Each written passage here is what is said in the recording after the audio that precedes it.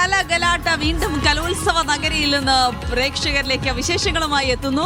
സർവകലകളുടെ മഹോത്സവം നടക്കുന്ന ഈ പൂരപ്പറമ്പിലേക്ക് പ്രിയപ്പെട്ട പ്രേക്ഷകരെ, കലാസ്നേഹികളെ, നിങ്ങളെ ഞങ്ങൾ ഒരിക്കൽ കൂടി സ്വാഗതം ചെയ്യുന്നു.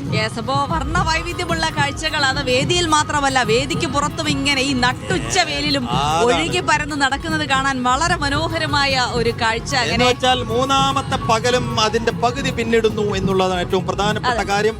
ഓരോ ദിവസം കഴിയുമ്പോഴും ഒരു തരം നിരാശയാണ്. കാരണം നമ്മൾ കാത്തിരുന്ന ഒരു വർഷം കാത്തിരുന്ന് ലഭിച്ച ഒരു വിരുന്നാണ്. ആ വിരുന്നിൽ ഓരോ ഐറ്റങ്ങൾ ഇങ്ങനെ തീർന്നു പോകുമ്പോൾ ഒരു വിഷമം ഉണ്ടാകും. തീർച്ചയായിട്ടും വിഷമമുണ്ടല്ലേ? ആ വിഷമത്തിനൊക്കെ മറികടക്കുന്ന രീതിയിൽ പക്ഷെ എല്ലാ ആളുകളും ഇവിടെ എത്തി പരമാവധി വിദ്യാർത്ഥികളെ പ്രോത്സാഹിപ്പിക്കാനും കാണാനും ഒക്കെ ശ്രദ്ധിക്കുന്നു. ഉച്ചച്ചൂടിന്റെ കാഠിന്യമൊന്നും മത്സരത്തെ ഒരു തരത്തിലും ബാധിക്കുന്നില്ല. ഇങ്ങോട്ട് ഒഴുകി പരക്കുന്ന ജനത്തെ ബാധിക്കുന്നില്ല. എല്ലാ വേദികളും എന്ന് വെച്ചാൽ സൂര്യകാന്തിയും പാരിജാതവും നീലക്കുറിഞ്ഞിയും പവിഴമല്ലിയും ശംഖുപുഷ്പവും ചെമ്പകവും മന്ദാരവും കനകാംബരവും ഗുൽമോഹറും ചെമ്പരത്തിയും കർണികാരവും ഒക്കെ പൂത്തു മാത്രമല്ല ഇവിടങ്ങളിലൊക്കെ എല്ലാ മത്സരങ്ങളും ഇന്നിപ്പോ പ്രധാന വേദിയിൽ കുച്ചിപ്പുടി മത്സരം പുരോഗമിക്കുന്നു. അപ്പം ചവിട്ട് നാടകമുണ്ട്, പൂരക്കളിയുണ്ട്, വൃന്ദവാദ്യമുണ്ട്. അങ്ങനെ മത്സരങ്ങൾ ഇങ്ങനെ പുരോഗമിക്കുന്നു. എല്ലായിടത്തും വീറും വാശിയേറിയ മത്സരം. നല്ല കാരണം അവരുടെ ചവിട്ട് നാടകത്തിൽ പങ്കെടുക്കുന്ന മത്സരാർത്ഥികളുടെ വേഷവിധാനങ്ങളാണ് അതിന്റെ ഹൈലൈറ്റ്.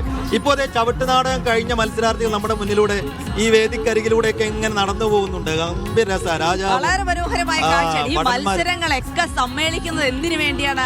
ആ സ്വർണ്ണക്കപ്പിനായുള്ള പോരാട്ടത്തിലേക്കാണ് ഇതൊക്കെ എത്തിച്ചേർന്ന് നിൽക്കുന്നത്. അപ്പൊ പോരാട്ട നിലയിലേക്ക് വരുമ്പോ ആവേശകരമായ ഒരു റിസൾട്ട് കൂടെ പ്രേക്ഷകർക്ക് വെക്കാനുണ്ട്. തൃശ്ശൂർ ഇതാ 2ാം സ്ഥാനത്തേക്ക് കയറി വന്നിട്ടുണ്ട്. കലക്ടർ അടക്കം എല്ലാവരും പറഞ്ഞതാണ്, ഞങ്ങൾ ആദ്യത്തെ 2 ദിവസമൊക്കെ ഒന്ന് പതുങ്ങിയിരുന്നു. അത് കുതിക്കാനുള്ളത് മാത്രമായിരുന്നു. കുതിപ്പ് തുടങ്ങിയിട്ടുണ്ട്. 2ാം സ്ഥാനത്തേക്ക് കയറി 277 പോയിന്റുമായി 2ാം സ്ഥാനത്ത് തൃശ്ശൂർ എത്തിച്ചേർന്നിരിക്കുന്നു. കണ്ണൂർ പക്ഷേ ആധിപത്യം തുടരുന്നുണ്ട്. ഈ കലോത്സവത്തിൽ ഉടനീളം കണ്ണൂർ 1ാം സ്ഥാനത്ത് ഒരു ആധിപത്യം പുലർത്തിയിരുന്നു.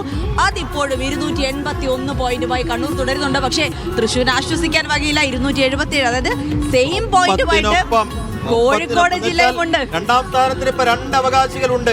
എന്ന് വെച്ചാൽ കോഴിക്കോടിനെ പിന്തള്ളി എന്നായിട്ടില്ല, കോഴിക്കോടിനൊപ്പം തൃശ്ശൂർ എത്തിയിരിക്കുന്നു. ഇനി തൃശ്ശൂരിന്റെ ഒരു കയറ്റമായിരിക്കുമെന്ന് തൃശ്ശൂരുകാർ ഒന്നടങ്കം അടക്കം പറയുന്നുണ്ട്. എന്തായാലും ഇനി 2 ദിവസമേ ഉള്ളൂ. 2 ദിവസത്തിൽ എന്ത് സംഭവിക്കാം? വീറും വാശിയേറിയ പോരാട്ടമാണ് കോഴിക്കോടും തൃശ്ശൂരും ഇഞ്ചോടിഞ്ച് പോരാട്ടം. ഇനി ഇവരിൽ ഒരാൾ മുന്നിലെത്താനുള്ള സാധ്യത പോലും വന്നുകൂടായികയില്ല. അങ്ങനെ കാര്യങ്ങൾ മാറി മറിയുന്നു. ഈ അനിശ്ചിതാവസ്ഥ വളരെ മനോഹരമാണ്. 249 ഇനങ്ങളിൽ ഏറെക്കുറെ പകുതി തീർന്നു എന്ന് പറയാം അല്ലേ? തീർച്ചയായിട്ടും പകുതി പൂർത്തിയായിട്ടുണ്ട്. അപ്പോഴാണ് ഈ പോയിന്റ് നിലയിൽ ഈ രീതിയിലുള്ള ഫൈറ്റ് കിടക്കുന്നത്. ഇനിയുള്ള ഒരു പകുതി അത് നിർണായകമാണ്. തീർച്ചയായിട്ടും ആ പകുതി നിർണായകമാണ്. അപ്പോൾ മാത്രമല്ല ഈ പോരാട്ടം എങ്ങനെ കടക്കുന്നു?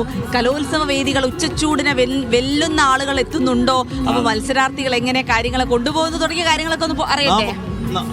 നമുക്ക് ഏതെങ്കിലും ഒരു വേദിയിലേക്ക് പോകണം. ആദ്യം ഏതെങ്കിലും ഒരു വേദിയിൽ നിന്നുള്ള തത്സമയ ആ മത്സരത്തിന്റെ ഒരു ചൂട് കണ്ടതിന് ശേഷം നമുക്ക് റിപ്പോർട്ടർമാരിലേക്ക് പോകാം.